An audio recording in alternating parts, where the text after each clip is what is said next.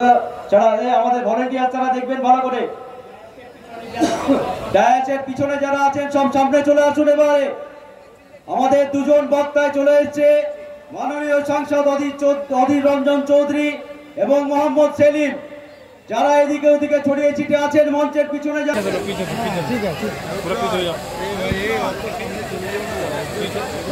আচ্ছা, এবারে আমরা 5 মিনিটের একটা বরণ পর্ব করব।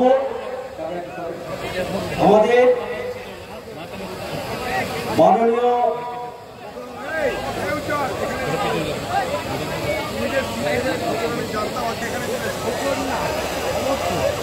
আচ্ছা, এবারে আমাদের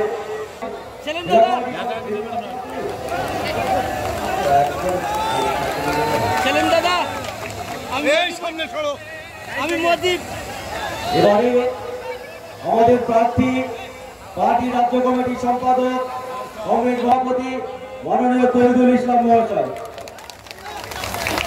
এবারে একটা ছোট্ট আমাদের ভাই মোহাম্মদ সেলিমের কংগ্রেস পিয়ার আলী মন্ডল, আমাদের বিশিষ্ট ভাই। আচ্ছা, মঞ্চের পিছনে আছেন, পিছনে যারা আছেন অনুরোধ করছি সামনের দিকে মঞ্চের সামনে চলে আসুন। কাজ শেষ, যারা মঞ্চে থাকার কথা একমাত্র শুধু তারাই মঞ্চে থাকবেন, বাকিরা দয়া করে মঞ্চের থেকে নেমে যাবেন। এবারে আমাদের টাউন পার্টির জেলা সম্পাদক সিপিআইএম পার্টির কমরেড জামির মোল্লা।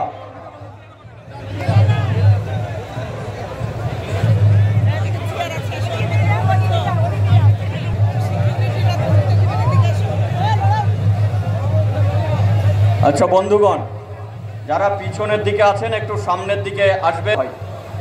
আমি শুরু করেছিলাম, আর মাঠে যারা বাজনা বাজাচ্ছেন তারা একটু বন্ধ করবেন, যাতে সভাটা ভোট কিনা ঠিক নেই। বলে যারা মনে করছে দেশের গণতন্ত্রকে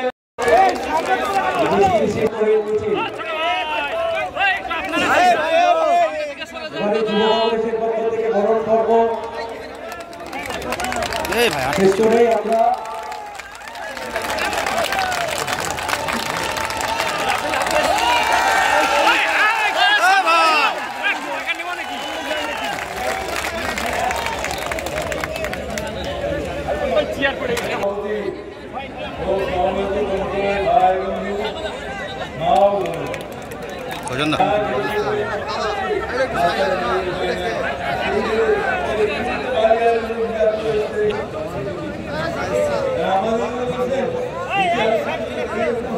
কি বলি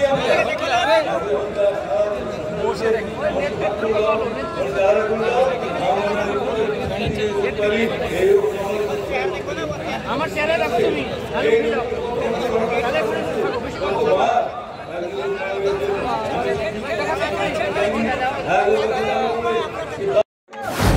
अगर कोई समझा ये पंचायत का चुनाव है, अगर चुनाव के दिन कोई बक्सा बदलने आएगा तो हमारा ये फौज उनका नक्शा बदल कर रख देगा। আর পুলিশকে বলছি, ডিআইজি কে অধীর বাবু আর মোহাম্মদ সেলিম পাল্টে দিয়েছে। যদি ডিআইজি কে পাল্টাতে পারে তাহলে এসপি অফিসে আর থানায় যদি কোনো ডিওজি থাকে তাকেও আমরা সরিয়ে দেবো। নির্বাচনের রাত বিরেতে গিয়ে কর্মীদেরকে ভয় দেখানো হচ্ছে, ভয় পাচ্ছে ওরা। আপনারা কোনো ভয় পাবেন না। जो डर गया तो मर गया। এত মানুষ তারা ঐক্যবদ্ধভাবে সংগঠনে থাকবেন, এই লড়াইটা জোরদার হবে। কোনো ভয় না, কোনো গুজব না, কোনো প্রলোভন না। আর 7 তারিখে ভোটের পর আমাদের কাজ শেষ হবে না। 13 তারিখে অধীর বাবুকে জেতানোর ব্যবস্থা আমরা করে তবেই আমরা রেস্ট করবো, তাই তো? সিপিএম পার্টির জোড়া হুঁকে তৃণমূল পথ খুঁজে পাচ্ছে না কোথায় গিয়ে লুকাবে। তৃণমূলের বিরুদ্ধে গত পঞ্চায়েত নির্বাচনে কংগ্রেস সিপিএম এর যে জোট হয়েছিল তার হুকে তৃণমূল অস্থির হয়ে গেছিল, পুলিশ এসে বাঁচিয়েছিল। এবার পুলিশ বাধ্যদের আর বাঁচানোর রাস্তা দিব না। যদি বলেন কি করে, তাহলে বলতে চাই ঘুঘু বারবার ধান খেতে যাবে না, ঘুঘু একবারই ধান খেতে। নির্বাচন কমিশনের কাছে একবার নয় কয়েকবার আমি দেখা করেছি, বলেছি কি অবস্থা বিস্তারিতভাবে বর্ণনা করেছি। ভারতবর্ষের নির্বাচন কমিশন কথা দিয়েছে, নির্বাচন কমিশন কথা দিয়েছে ভোট শান্তিপূর্ণ হবে, এ ভোটে কাউকে রিগিং করতে দেওয়া হবে না, কথা দিলাম। আপনারা দেখলেন ডিআইজি করে নিয়ে এসেছিল মুকেশ কুমারকে, এই মুর্শিদাবাদের আগের এসপি ছিল, এই মুর্শিদাবাদ লুট করার জন্য।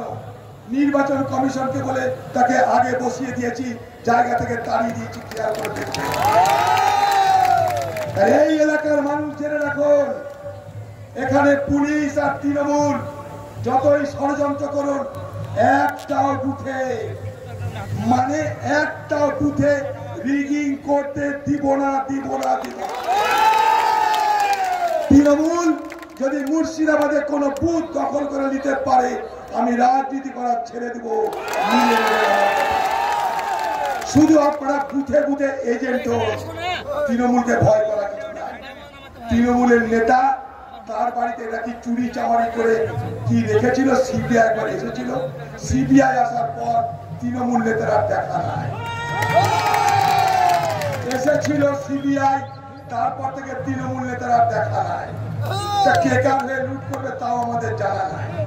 পুলিশ একা লুট করতে গেলে তৃণমূল আর পুলিশের যত গুন্ডামি হবে, যত মস্তানি হবে, যত ষড়যন্ত্র হবে, সব রুখে তবে এখানে নির্বাচন করবো, মিলিয়ে নেবে।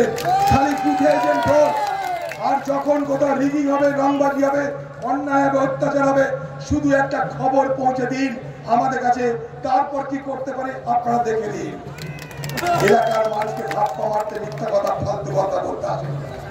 এই জনস্রোত সারা মুর্শিদাবাদ থেকে তৃণমূল আর পুলিশের যৌথ সন্ত্রাসকে উড়িয়ে নিয়ে গিয়ে পদ্মার জলে ফেলে দিবে। আগামী 13 তারিখ, আগামী 7 তারিখ মিলিয়ে নেবে। সবাই আমরা ঐক্যবদ্ধ হয়েছি। প্রত্যেকটা কংগ্রেস কর্মীর কাছে বলা থাকলো, এ ভোট আমাদের সকলের ভোট। এ ভোটে আমরা সবাই লড়ছি।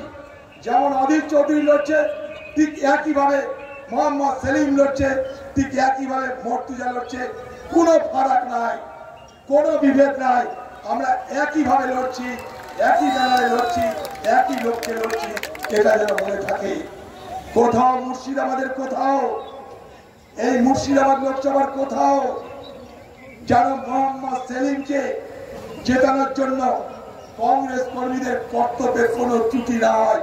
দরকার হলে জান দিয়ে দিও, কিন্তু সেলিমকে এখান থেকে জিতিও। সেলিমকে আমরা দাউদ দিয়ে নিয়ে এসেছি। আমি বলেছিলাম, সেলিম ভাই আপনি দাঁড়ান, মুর্শিদাবাদের মানুষ মেহমানের মেহমানি করতে কখনো ভুল করে না। সেলিম ভাই কোন অপমান মুর্শিদাবাদে হতে দিব না। জিতবে, জিতবে, জিতবে। ভারতবর্ষে বিজেপি পার্টি পিছিয়ে হচ্ছে। এর মধ্যে সার্ভে রিপোর্ট বেরিয়েছে, বিজেপি পার্টি যে কমতি করেছিল 370, তার মধ্যে 100 সিট বিজেপি পার্টি হারছে। ভারতবর্ষের সার্ভে রিপোর্ট বলছে। যতদিন এগিয়ে আসছে বিজেপি পার্টির 12টা বাজছে। লক্ষ্য করে দেখুন মুর্শিদাবাদের মানুষ, লক্ষ্য করে দেখুন মুর্শিদাবাদের মানুষ। যখন সারা ভারতবর্ষের সব দল এক হলো, যখন মোদী কাঁপছে, ভারতবর্ষের সব জোট, সব বিরোধী দল এক হয়ে যাচ্ছে, আমি কোথায় যাব? ছোট একটা অঙ্কের হিসাব দিয়ে আপনাদের